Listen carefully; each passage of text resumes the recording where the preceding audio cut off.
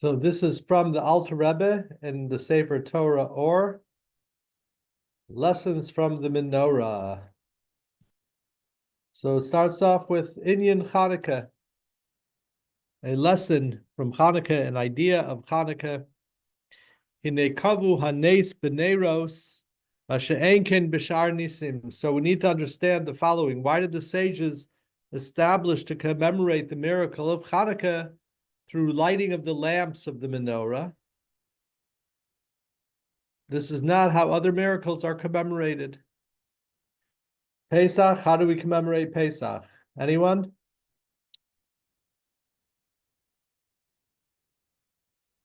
You have to unmute if you're going to answer the question. Seder and matzah. Seder, matzah, right? Yes. Not eating chametz, right? Yes. Purim. How about Purim? Home and toss and reading the Megillah, imitating costumes of that type. Right, and a party. Yes, sure. Sure, right? What other holidays do we have? Of Sukkot. Sukkot, right? Yes, yeah. You're building a sukkah and eating there and celebrating with specific traditions. And Simchas Torah. There are a number of different holidays. Definitely Right? So, Rosh Hashanah and Yom Kippur. but no holidays commemorated with the lighting of candles, except for Hanukkah. Hanukkah, yeah. Right. So the Rebbe explains that on Pesach, when we celebrate the miracle of leaving Egypt, it's through eating matzahs. We celebrate Purim through day feasting and happiness and joy. All of this was because the exile that we experienced, the problems and the oppression, was a physical, material oppression, right? In Egypt, we were physically enslaved with mortar and bricks. In the times of Haman, he wanted to destroy, he wanted to get rid of, in addition to other things, he wanted to get rid of the Jewish body, the Jewish people, but meaning physically. This is not the case with the story of Hanukkah, when the Jewish people were still living on their own land, right? So, interestingly, it is an interesting thing. Let's go through the holidays of the year. So, we have Passover, celebrating a time when we were living where? In Egypt, right? Yes, yes. And then next, I guess, comes Shavuos, the giving of the Torah. We were in the desert. Mm-hmm. And Sukkot, we were traveling in the desert. And Purim, we were in Persia. So all of these times we were someplace other than Israel. Is there any holiday that we celebrate that commemorates a time when we were actually in Israel, in our own land? Hanukkah, Any I believe. Jewish holiday? So there's not. This is not the case with Hanukkah. Which is it? Which holiday? Okay. This is not the case. And we're not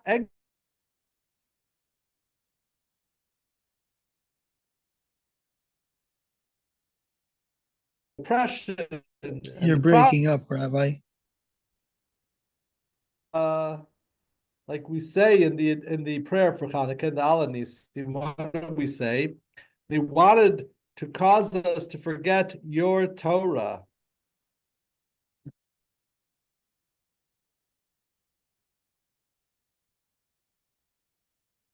I don't know if anybody else hears this, but you're breaking up. Your audio is breaking. Yeah. We hear it too. I'm the host now because David. he's trying to get a better audio. Right.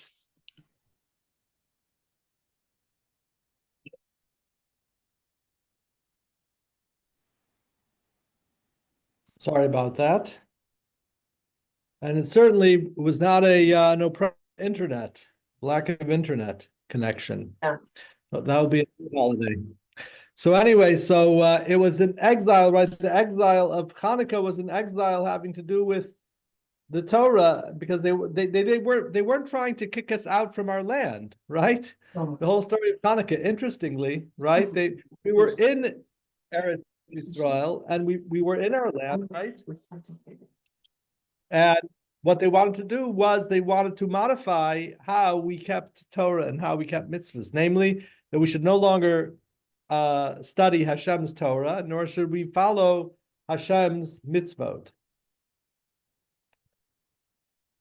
So to cause us to transgress the precepts of your will. Therefore, the sages established to commemorate the spiritual salvation. So basically, Hanukkah, unlike the other holidays, was a spiritual triumph. It was a spiritual salvation through lighting of the neros, of the lamps, of the candles, based on what it says in the pasuk in Mishlei, ki ner mitzvah Torah or, for a mitzvah is a lamp and Torah is light, and the path of life is achieved through constructive criticism. So in order to understand this verse in general, and in particular to understand the end of the verse, and the path of life is achieved through tochachat musar, through basically criticism or musar, which a person is admonished in a positive way. So to understand this, we first need to understand and answer the following question. Okay, so we're going to do a dive as is the way in the mimer. It doesn't necessarily go in a way that we would think. It goes in a different kind of an order. So now what we're going to do is we're going to analyze this pasuk from Mishlei, and particularly the second part of it, right? The second part is B'derech Chayim Tochachos Musar. That the way of the path of life, Derech Chayim, is Tochachos Musar, are reprimands of Musar. Okay. Let's see what the Alter Rebbe asks on this.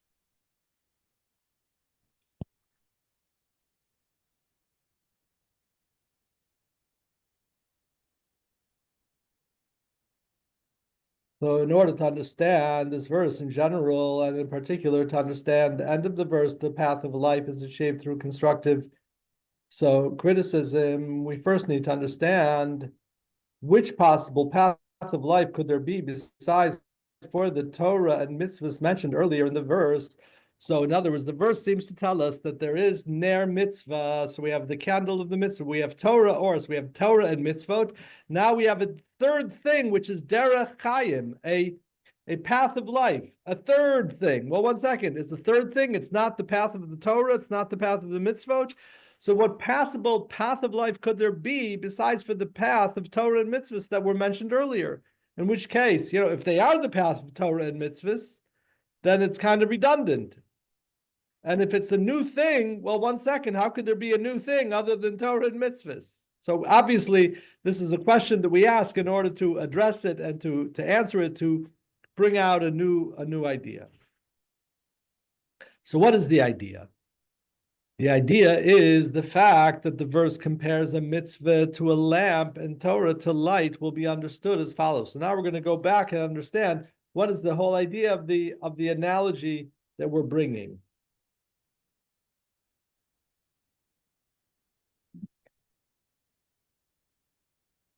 So we understand, of course, when we say that the mitzvah is a candle and Torah is light, this is speaking as a parable.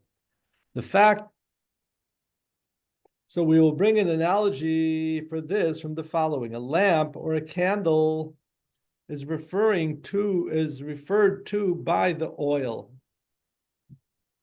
or the wax that it burns. Okay? Like our sages refer to them as an oil lamp or a wax candle. So it's being called, basically it's referring to the oil or the wax.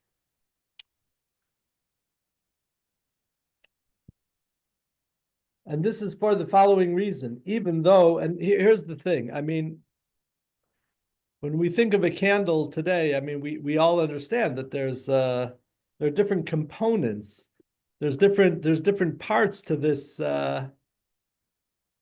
candle, right? In the olden days, you had a nair, which could be the vessel that held the oil. Then you had the oil. Then you had the wick, right? All together, they make what we call a candle. But now we're going to go, and the Rebbe is going to go specifically that really we're talking about the wax or the oil. And this is for the following reason: even though the oil or wax itself doesn't directly produce fire or light. So here's now the interesting idea. Here's the thing that we are going to walk away with that we did not walk in with.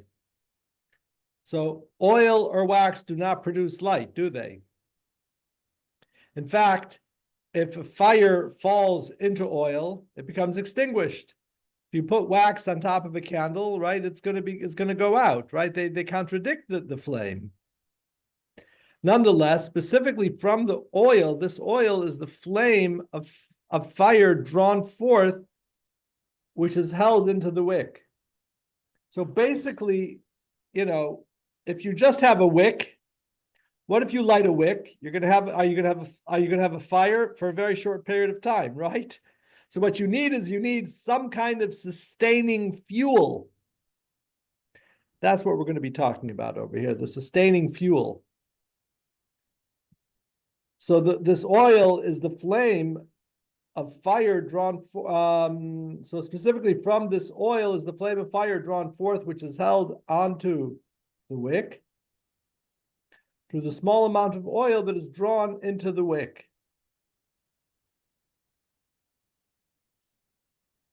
And as the oil is exhausted, is consumed, so the light goes out.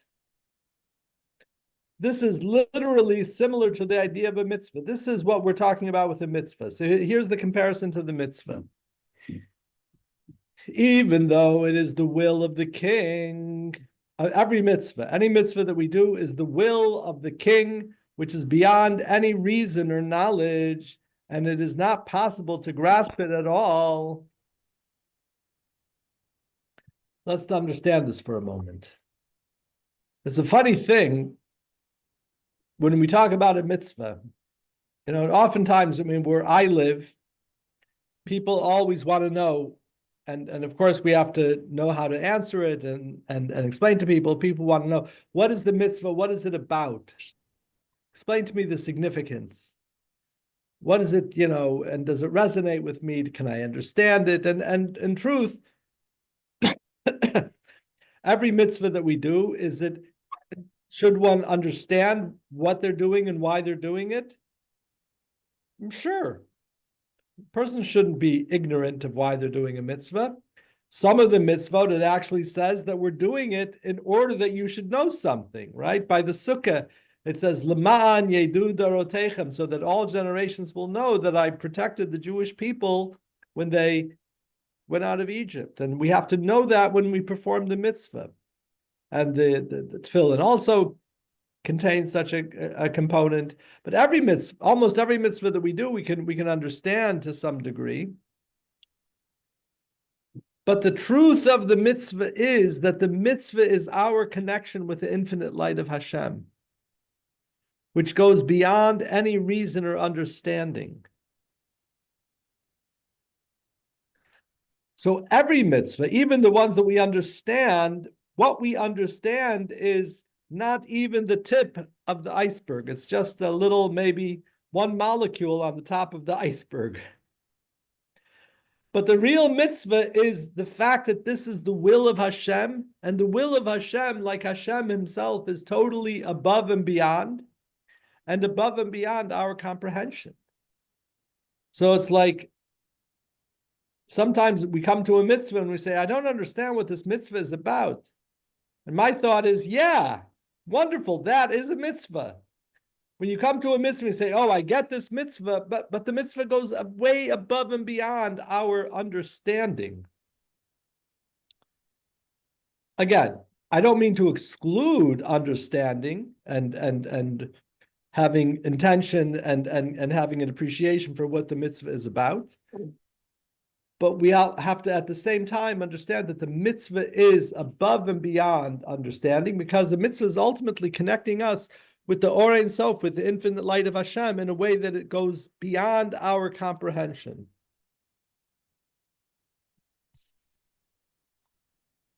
So the Rebbe says, even though it is the will of the King Hashem, which is beyond any reason or knowledge and is not possible to grasp at all, nonetheless, specifically from it and through it, there is drawn forth the light of wisdom of the oral Torah, regarding which it says that the Torah comes forth from wisdom.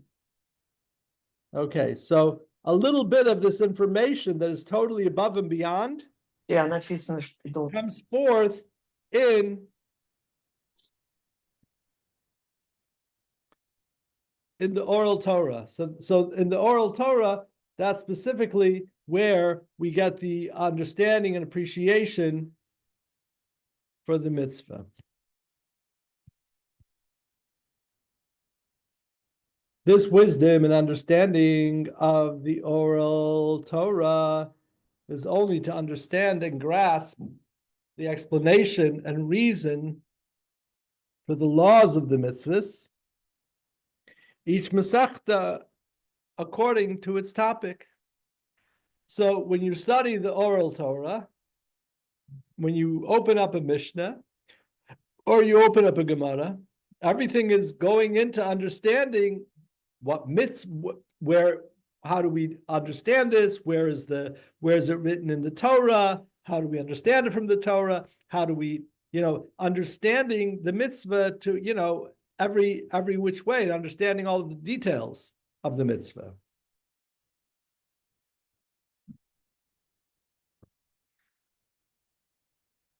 So each and every mitzvah is explained and expanded. So to summarize, just like the main component of a lamp is specifically the oil, even the oil itself doesn't directly produce fire or light. So you understand what it's saying here is that everything that we understand in the Torah, all of our study of the Torah, is really, the fire is that which is above and beyond. And the substance itself of the candle doesn't create the light, but the entire light and fire of the lamp is drawn forth from that oil through the wick. So we're able to get to the essence of the mitzvah, and from the essence, then we see, okay, well, there's this, now we have this information, which is the candle.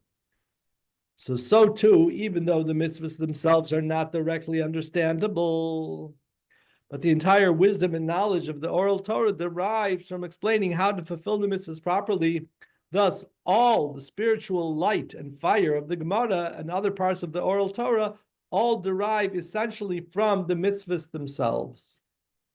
They derive essentially from the mitzvah itself. So it's kind of like we have this flame. The flame would be the fire of the mitzvah itself would be the information of Hashem, which is beyond our understanding. But all of this is sustained. We're able to light a candle and draw light from it and draw heat and warmth, right? And from all of the oral Torah, from the understanding that we have, that so the so to speak, from the essential and from the beyondness of the mitzvah trickles down all of this information that ultimately we can understand and discuss in the Talmud. Okay, so this is the concept of a candle to some degree, and why the Torah is called Or, the light, and the mitzvahs are called the candle. But now to explain this concept further, specifically in the service of Hashem during prayer, So now the Alter Rebbe, as the Alter Rebbe oftentimes does, he's going to now connect this with our own service of Hashem and how we can serve Hashem better. So it's written. Now we're going to talk about the lighting of the menorah in the temple.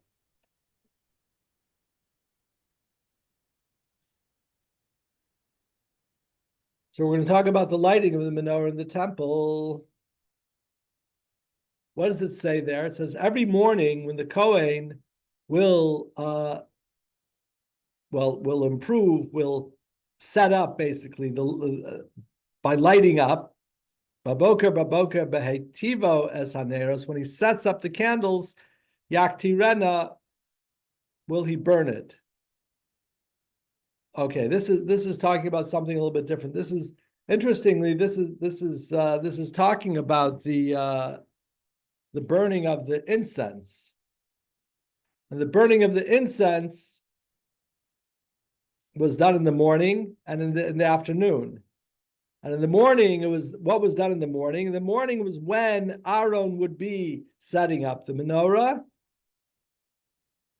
or cleaning out the oil and setting it up anew. And then when Aaron will bring up the fire of the lamp, when he's going to light it in the afternoon, then again you burn the ketores. So we see this, the two times that so there were two aspects to the menorah. There was when the menorah was cleaned and set up, and then later on in the afternoon when it was lit. At the same time, for those two times, the ketores, the incense offering, was brought both of those times. So in the Beis Hamikdash, the menorah was lit twice. In the morning, no, that's not correct. The menorah was not lit twice. Okay. The menorah was lit once. Well, let's go further. In the morning and in the afternoon, the time of the lighting of the menorah corresponded to the time of performing a different service, the offering of the ketores incense, which was also performed once in the morning and once in the afternoon.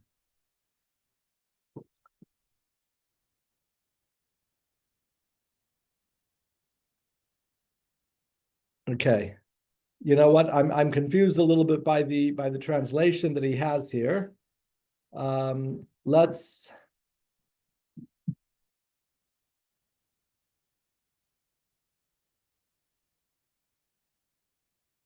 go and take a look at the pasuk just to make sure I'm not misunderstanding the pasuk. Basically,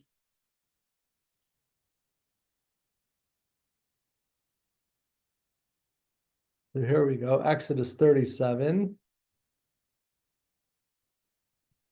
So we're just going to read through the section talking about, this is the section. So so place it in front of the parochas that is by the Ark of the Testimony, in front of the covering that is the testimony. Here, I'll make this a little bit bigger so you can read it. So this is talking about the Mizbeach HaZahav, the golden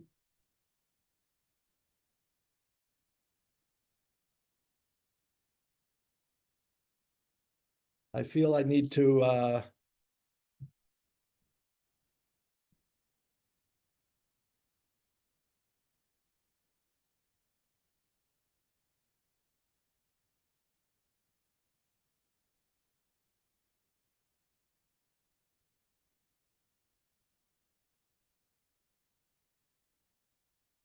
Rabbi, could they be talking about the fact that you lit two candles first, then you did something, then you came back and did. That's true too. Then you lit the rest of it. It was what we say in the morning prayer. I'm just going to read it from the Siddur here, as we talk about how all of this was arranged.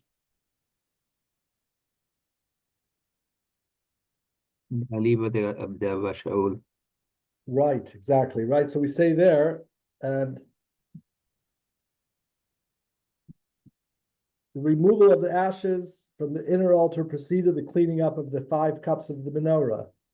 So the cleaning up, the hetivo here, is the cleaning up of the cups, right? The cleaning up. So you have to clear out the oil and set up new oil and wicks, right?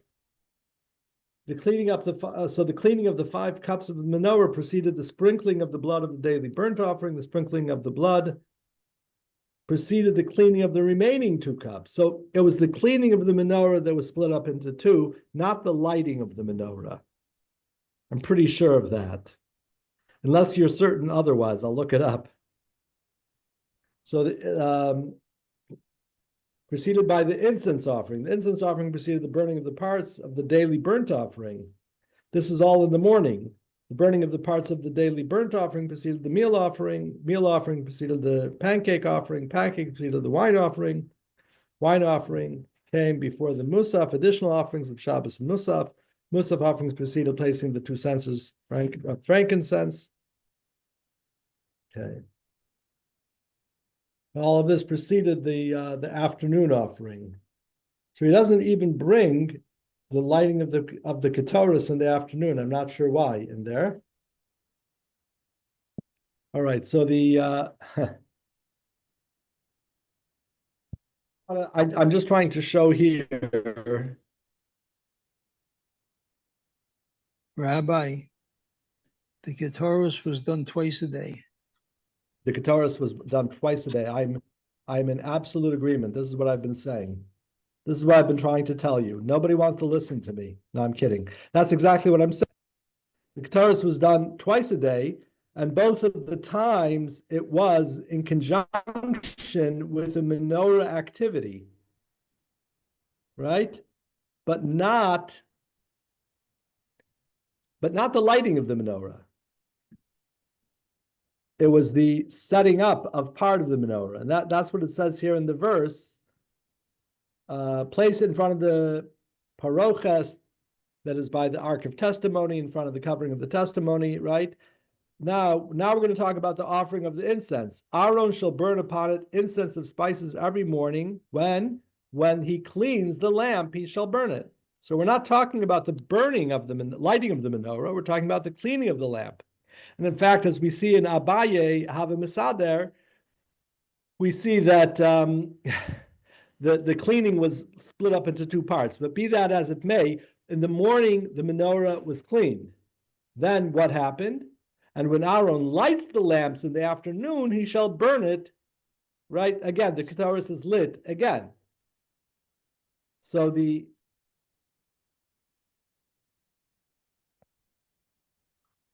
Maybe the fact that he said that the verses say he shall burn it once in the first verse and once in the second verse, maybe that's what they're talking about. the Ketoris. That mitzvah that I just shared with you was talking about the burning of the Ketoris. That was the mitzvah talking about the burning of the Ketoris, the incense. And the incense was done in the morning in conjunction with the setting up. So in this translation here, he erroneously talks about the lighting of the menorah. The menorah was not lit in the morning. The Ketoris was burned twice, once in the morning and once in the afternoon. That's all I'm saying. I'm going to send the translator here a note. So in the Beis Hamikdash, the menorah was lit. Not the menorah. The Ketoris was burned twice, in the morning and the afternoon. All right. I'm going to skip his paragraph here as it is in error. We're going to go down to the next paragraph. So we need to understand, why is it that regarding the lighting of the menorah in the morning, not the lighting. See, he's translating Hetivo as lighting. It's not lighting. It's setting up. It's the cleaning and the setting up. Okay.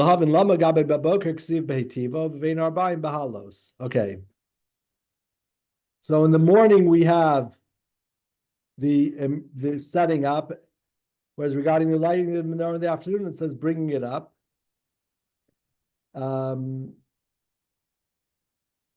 Okay, so his question, and I guess he's translating it this way, so the question makes better sense, but the question is simply trying to understand the nature of what's going on with the menorah.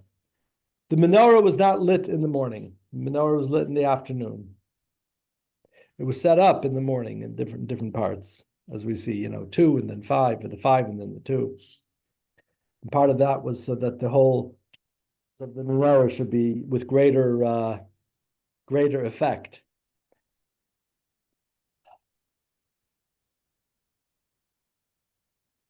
But all of these details are not really what we're going to get into here. We're going to get into the idea of the Jewish people. What are the Jewish people compared to? Are we compared to the incense altar, or are we compared to the menorah? Compared to the menorah. So to explain this, we will describe the comparison of the Jewish people to the menorah. Now, the level of the inner dimension of Malchus of Atzilus, which is called Knesset Yisrael, the gathering of Israel, since it is the source of the souls of the Jewish people, is referred to as a menorah. Okay, so if we take a look at, you remember our chart, the worlds. So if we look at our chart of the worlds, if we look at the high and holy spiritual world of Atzilus, there is a place there that is called Knesset Yisrael. You can see where that arrow is. That arrow is called, we'll write it in the English, Knesset Yisrael, or Knesset Yisrael. Many of you may know Knesset Yisrael as a name of a. Literally, Knesset Yisrael means the ingathering, the place where the Jewish people gather. A kinus is an ingathering. So Knesset Yisrael is the ingathering, but that level is Malchus, is the final level of the 10 Sfirot of Atzilut, and that is the place where all of the souls of Israel are sourced. We are all there together as one entity, with no individuation. We're not separated into our different parts. We're all there, contained perfectly as one. Any questions? So now back to our mimer, and that level, what is that level called? That level is called the menorah. So we have a lot of different things. We'll go through all of the different things. That one little level, this level, which is the 10th level of the 10th spirit of Atzilut, what is it called? Well, generally it's called Malchus. It's called Knesset Yisrael. And here the Rebbe is telling us that this level is the menorah of the Jewish people. It is the one menorah of the Jewish people. So the Jewish people are a menorah. But as the Jewish people are a menorah,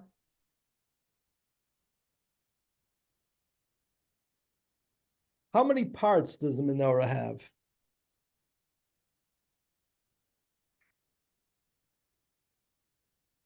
One could argue the menorah has 7 parts, has 7 branches. One could argue it has got 22 flowers, 21 of the knobs, and David is going to give us the answer. The menorah? One has one part. It has 1 part, 1 piece of gold, 1 solid piece of gold. So if you have 1 solid piece of gold and you're looking the value of what you have, are you going to say, this is the top of my gold, this is the bottom of my gold, this is the middle of my gold? No, this is my gold. It's all one thing.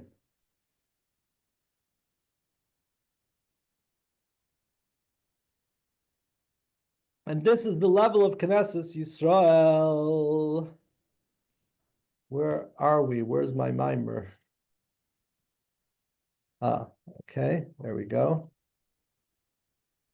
So this level of Malchus of Atzilus is the source of the souls of the Jewish people, and is referred to as menorah in the prophecy of Zechariah, which is the Haftarah for Shabbos, Hanukkah, where he sees the Kohen Gadol sees Yoshua, the Kohen Gadol, he sees a menorah, right? And he is told in the prophecy that this is the Jewish people. Okay. Since the level is the source of the Jewish people's soul, it is compared to the menorah.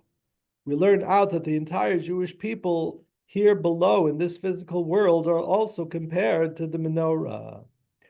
So we are compared to the menorah. This is the point. So the question of the lighting of the menorah and the setting up of the menorah, don't worry, we're not going to worry about that now. We'll get back to that next week, God willing.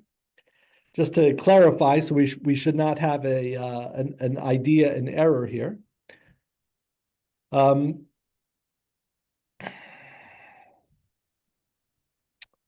this is our point. Our point is that the Jewish people in our source, we are a menorah. And so down here also we are a menorah. The Mimer will bring two examples of how the Jewish people are similar to the menorah in the Beis Hamikdash. So point number one is the menorah was miksha, one solid piece of gold.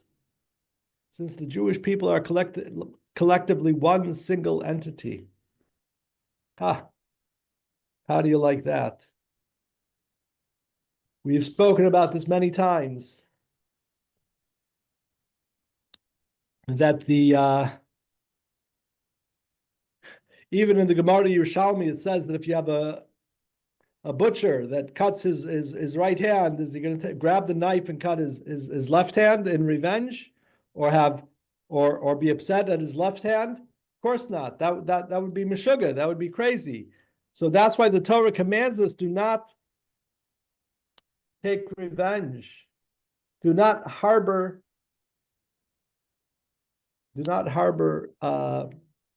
natira, a grudge. Don't harbor a grudge against your fellow.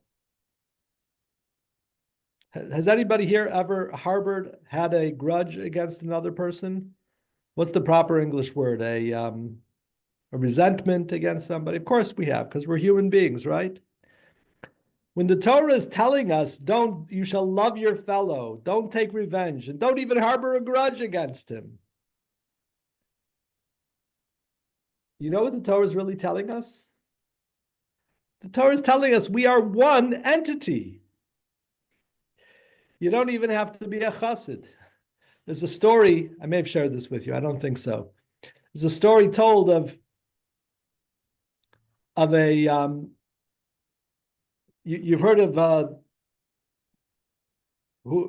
there was the Brisker dynasty, started with a man who was called the Beis Halevi. So Ezra, you got to listen to this. We're talking about your cousins, the Levites. So, so the founder of this dynasty was, at least the ones that we know of was his name was Rabbi Yosha Ber Soloveitchik. He had the famous son Reb Chaim Brisker, whose grandson was the famous Rabbi Yosha Ber in America. Anyway, and then you had the Brisker in Israel. So the Brisker Rav, so he was the Rav of his city. He was sitting in the Beis Medrash and he was learning with his son Chaim, when stormed in a butcher. Speaking of butchers, he stormed in and he started berating the Rav and yelling at him, and his son was sitting there, And why was he yelling at him? Because they had a court case in front of the Rav, him and somebody else, and the Rav decided in favor of the other guy. That's what the rabbis of a community used to do. They didn't give speeches. They took care of disputes and answered halachic questions. Now, if I was a Rav and someone starts come in and yelling at me, I take it a little personal, But the Brisker Rav, the fellow finished yelling at him and he started walking out, and the Brisker Rav went running after him. Now, the rabbis we know today, because we're more human, less angelic, rabbis today would run after to get the last word in. The Brisker Rav, Rabbi Yosha Ber Soloveitchik, ran after him to the doorway and said, I forgive you wholeheartedly. I forgive you. The story goes on, but I'm going to stop at this point. How could you, someone comes in and starts berating you for something that you didn't do, right? How could you have such a immediate mechila that you don't, that you totally forgive him, right? Because the Brisker Rav understood it coming from halacha, from Jewish law. And as far as Jewish law is concerned, we are one entity. And so I forgive you entirely, wholeheartedly, because there is no separation between us. This is a mystical idea, but it comes out in Jewish law in this exact area. And this is the menorah. The menorah was made out of one solid piece of gold. Yes, are there 7 branches, and there are different elements in different ways, and different modes of service, etc., etc. But don't forget, it's one solid piece of gold. So that is one way in which the Jewish people are like the menorah. And so the Rebbe explains, so number 2, the second idea is the menorah branched out into 7 lamps. Since even though the Jewish people are divided up specifically into 600,000 general souls, the 600,000 general souls are the souls of those who left Egypt. So you count the Jewish people when they left Egypt. There was a census, there was 603,550 Jews that left Egypt. We call those the 600,000 source souls of the Jewish people. And each of those 600,000 is further subdivided into 600,000 specific souls, as mentioned in Tanya. So what does that come out to? 3.6 billion or something? Possible, parts? Today, we don't have to use our brain at all. 600,000 times 600,000.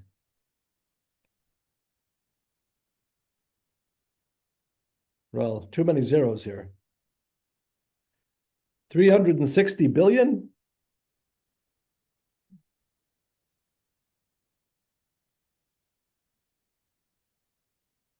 $600,000 times 600,000.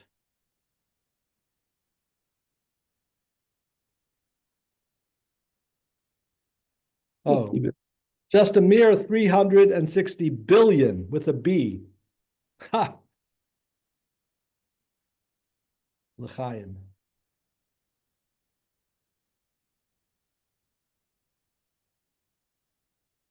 This is all another topic. I'm not going to get into it, but these 600,000, each one was a source cell. Like you have stem cells in your body, and every stem cell could individuate into any part of the body. So how many different parts of the body does it have incorporated within it? Hundreds of thousands, if not millions. So each stem soul of the Jewish people incorporated another 600,000. What does that mean? What that means is that notwithstanding that we're all one entity, but there are different modes of expression and different aspects of this.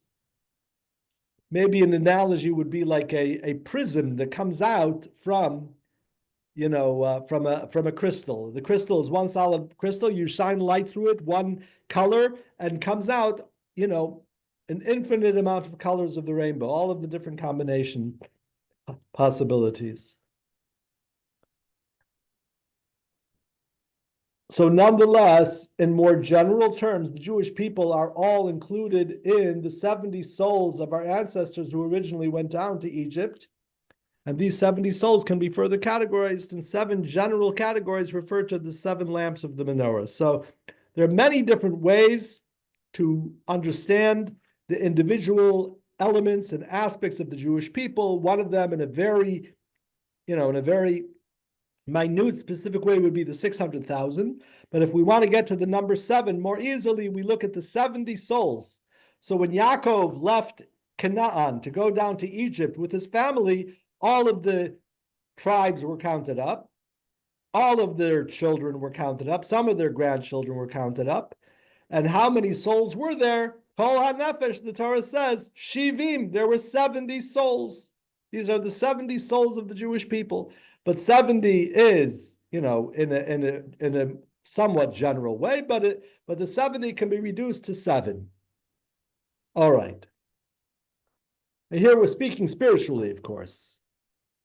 So there are you have 70 aspects. It's really 7. That's really 7 aspects, each of the 7 having 10 components. Rabbi, Yes. you're saying we have 7 Gilgulim that No. prior to Not at how all. how does that apply to that? I'm just curious. Because I've heard that we have 7 souls prior to the one that we're in. And they come back, and when Mashiach comes, we're going to witness all of them simultaneously. That's what I've heard. Okay. I'm not clear on the amount of the Gilgulim here, but what you say that all of the incarnations are going to come back with Mashiach, that is absolutely correct. Here he's talking about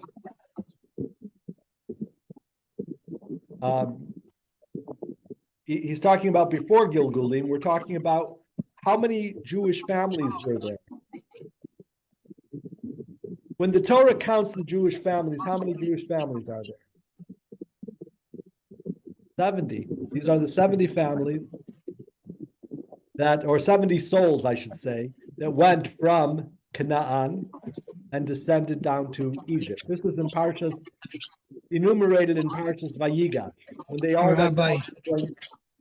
Rabbi, I think you have to mute him unless he's speaking. Okay, let's see if I can mute. Okay. So this is simply referring to the 70 souls that descended to Egypt with Yaakov to join Yosef in Mitzrayim. The Rebbe is saying, not necessarily talking about the 70 souls, but these 70 souls are all incorporated. When you say 70, Kabbalistically, that means that you have 7 midot. Each midah, each attribute contains within it 3 intellectual components and 7 emotional components.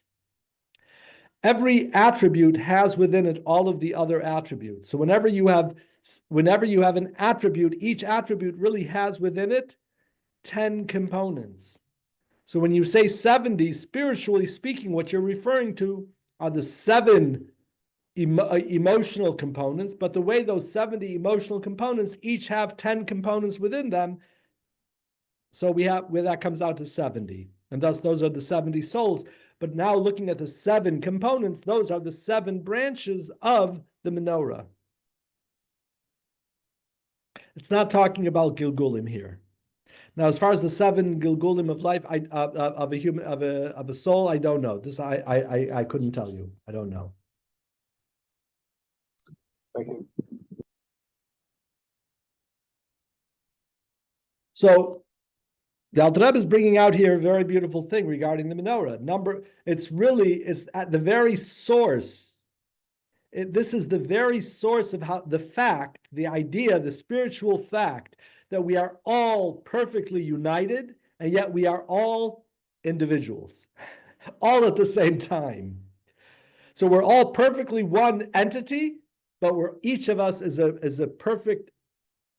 That's why I use the word individuation. We're something that's one thing. We have an individual aspect, an element of that. I mean, just like we're one body, the human being is one body, but you have your ears, you have your fingers, you have all of the different aspects of the body, but that doesn't change the fact of it being one complete body. So we're using here the analogy not of the body, but of the menorah, because ultimately our purpose is laha'ir, to illuminate, to bring light into the world, to be or lagoyim. Okay, let's go on just a little bit further here. Unless we have any other questions, feel free to ask. All right. So actually, you know what? This kind of brings us to an end of this section.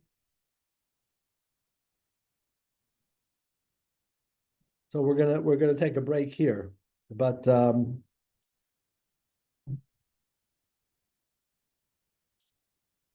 we have any questions or comments?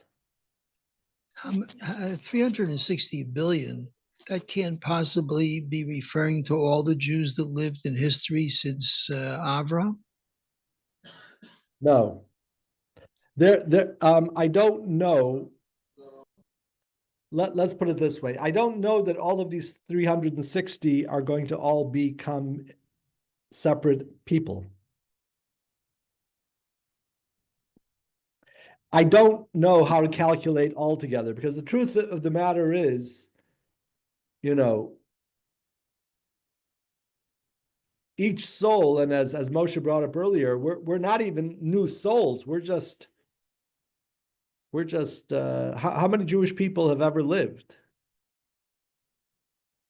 You know, That's my question. I can ask an AI, fewer artificial than 1 billion. intelligence. Huh?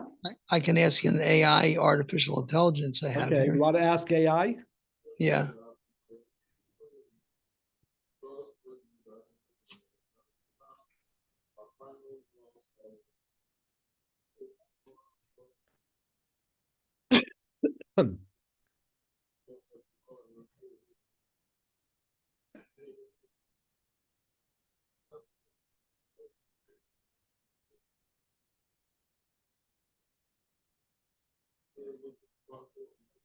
Okay, well, Now I'm a point, slow typer, but go keep on that's okay. speaking. You know what? The point being that not I don't know that all of these souls, all of these sparks are going to be realized. But on the other hand, we're not finished with Jewish history yet, are we?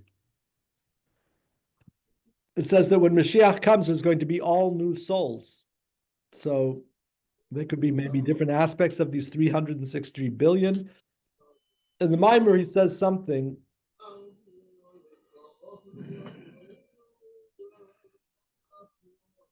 Because every time a soul needs to reincarnate, it's considered a separate spark of the same general soul. So, all right, I have to get running. Okay, here you go. Hopefully, I okay, got some, well, here. okay. It says estimating the total number of Jews who have lived throughout history since Abraham is quite complex due to the lack of consistent historical records, many changes in population over the millennia. However, some historical estimates can give us a rough idea. During the exodus from Egypt, the Torah mentions 600,000 adult males, which would imply a total population of about 2 to 3 million people. By the time of King David, the population is estimated to have been about 5 billion. The Jewish population has fluctuated significantly due to various factors, including persecution, migration, and assimilation. For example, the Jewish population in Europe before World War II was around 9 million. Today, Jewish population is estimated to be about 15 million. Given these fluctuations, it's challenging to provide an exact number. You have to scroll down to the bottom. Yeah, it just says it doesn't give. It doesn't even give a guess. I could say give me a guess. I mean, it's fewer than 1 billion. So, all right, I got to run. Thank you all for coming. We will see you, God willing, next week. Be well. Bye-bye. Thank you, Rabbi. Okay, Rabbi, you still here? Yeah. Okay, it says I'd say give me a guess. It says they're giving a rough estimate that could be about 100 to 200 million Jews that have lived throughout history since Abraham. Interesting. Okay. All right. To be continued. Okay, thank you, Rabbi. Bye-bye.